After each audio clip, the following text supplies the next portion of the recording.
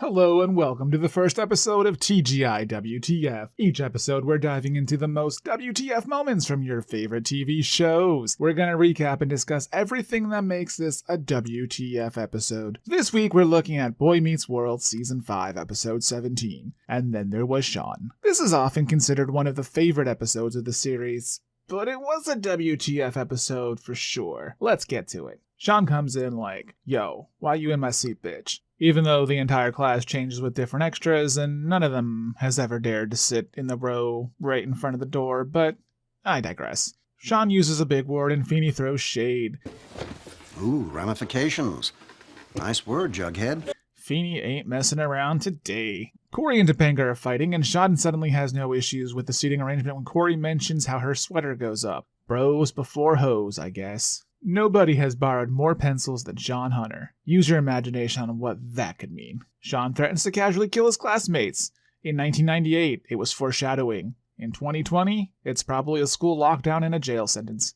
I'm sure if you recall the pain of being stabbed in the back. Arguments over stabbing in the back. More foreshadowing.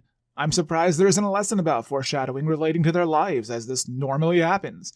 Feeny is not taking any more shit. You tell him, Feeny. Feeny changes the seating arrangement. What a grave mistake. Oh look, I'm foreshadowing too. Speaking of graves, our first appearance by the janitor that looks like a decomposing corpse. Feeny leaves the room and locks them in. Side note, this is the strangest door ever. It locks from the inside, and the deadbolt locks from the outside. Paul Bearer's dad returns to creep everyone out again. Oh look, a bloody message appears on the chalkboard. Rewind! That wasn't there before. Shawn breaks down how horror cliches work. They decide Kenny is the first victim, breaking the cliche of the black character dying first. Well played, BMW. Speaking of which, let's just take a moment to appreciate that this show featured an interracial relationship and never made a big deal out of it.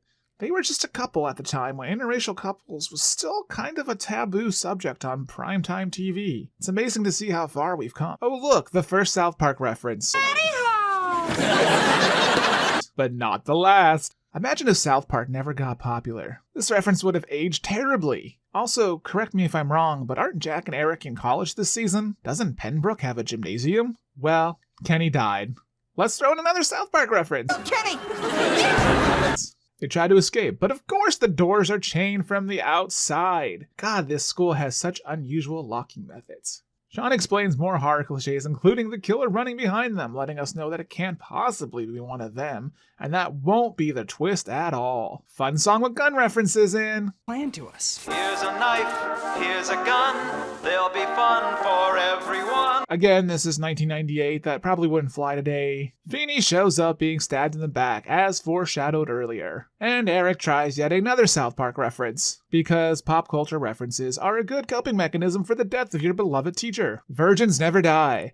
They celebrate Feeny's sex life with an impromptu dance break! The janitor takes a dirt nap in his garbage cart and the killer runs by again. He's showing off his work. We find out that the killer is one of us. Like in, the killer is one of us.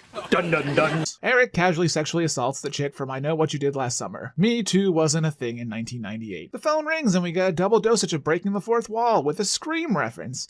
And of course, a casual mention of the show that J-Love is on. Well, I like that one with the hottie hot hot from Party of Five. Nev Campbell? Duh. Eric breaks the phone. Good going, Eric. J-Love puts the moves on Cory. She gets hit with some books. Fitting since this is a Romeo and Juliet type of love story with Eric and J-Love being madly in love, knowing each other for all of 20 seconds. Jack tries to kill himself and Angela plays hero. Killer only pushes Angela off the ledge, but Jack decides to flail around helplessly for his own dramatic death. I mean, really, the killer didn't even touch him. These deaths were anticlimactic, so here comes our big twist. And it's Shawn! Oh, and it was all a dream. So WTF just happened. Shawn makes a dramatic speech. Turns out everything else in his life is horrible. He has no mother in his life, and his father has been pretty much useless. And he's had it a bit rough. Cory and Topanga were the only consistent thing in his life, and his entire reason for keeping his shit together. Wow. Right in the feels, BMW. This episode was fun. It's nice to see them doing something different. This episode is often considered one of the fan favorites.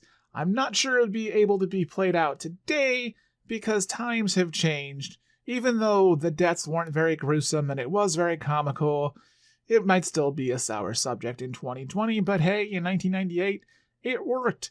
It was also the better of the out there episodes.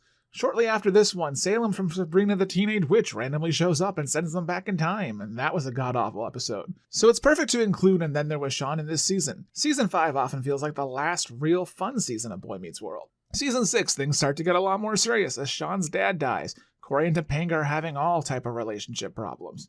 I don't think an episode like this would have worked as well in the college environment, so Season 5 was the perfect time to do this. Well, thanks for watching this episode of T.G.I.WTF. Follow me on Twitter at Shawn Shamrock. Subscribe if you want to see more of these kind of videos. Leave a comment on other TV shows of WTF episodes you want me to discuss.